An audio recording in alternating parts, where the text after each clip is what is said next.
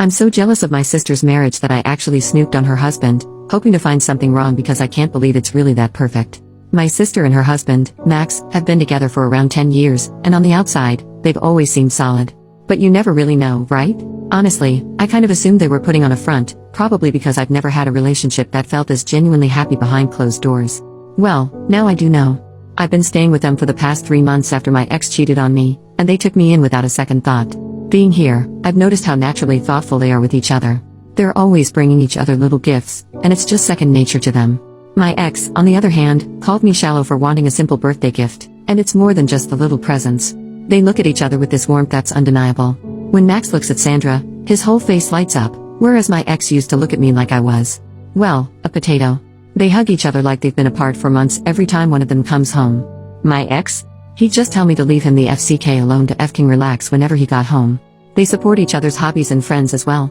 Max encourages Sandra to spend time with her friends, while my ex would complain endlessly about mine and even said my hobbies were a waste of time. The craziest part? I know they're actually holding back on the affection when I'm around. Once, I came home early and found her sitting on his lap while they watched TV, with him playing with her hair. That little glimpse felt like just the tip of the iceberg in terms of how much they adore each other. It's not like their life has been all sunshine and roses either. They've been through some seriously tough stuff, deaths, a miscarriage, job setbacks. The kind of things that can break people apart, but they've made it through together. At first, I couldn't wrap my head around it. I honestly thought that relationships like theirs were just Hallmark bullcrap. I convinced myself that everyone's relationship eventually turns into a daily grind once the honeymoon phase is over. So, I snooped on Max's phone. I just couldn't believe that he could really be this great. But all I found were totally normal messages.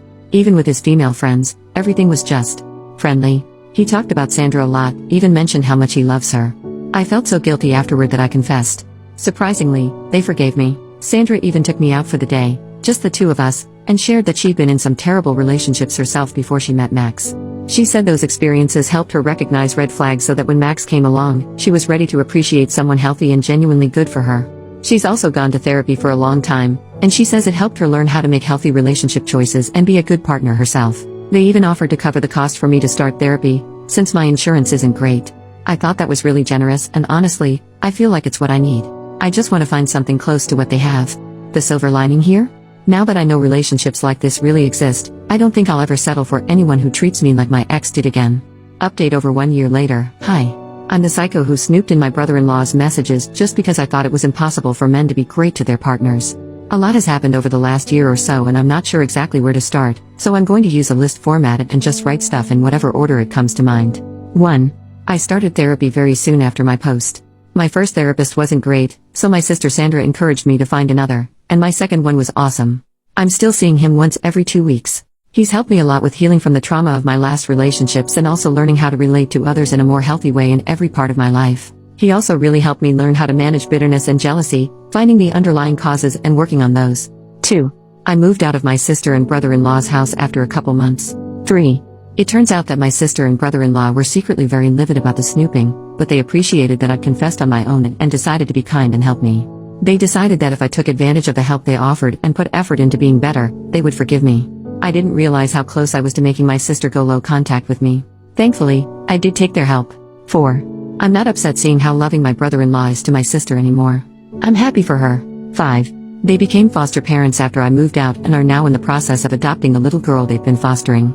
They are literally the perfect people to be nurturing a traumatized child. They're doing so great, and the little girl, Maddie, is doing so much better than when she was first placed with them. She's an amazing girl, and she and my sister and brother-in-law are so lucky they've all found each other. 6. I've been single the whole time. That was on purpose. A few months ago, though, I determined that I'd be open to dating again. I didn't want to actively do anything, no dating sites, but I decided for myself that I wouldn't purposely avoid dating anymore. And finally, a week ago, a guy I became friends with at an animal shelter I started volunteering at about 6 months ago asked me out. I said yes. Our first date was great. He's very kind. He's the guy you go to if you need to calm down a traumatized, terrified animal. He cleans diarrhea-coated animal carriers without any complaint. My sister approves of him. He's very funny too. So that's the update.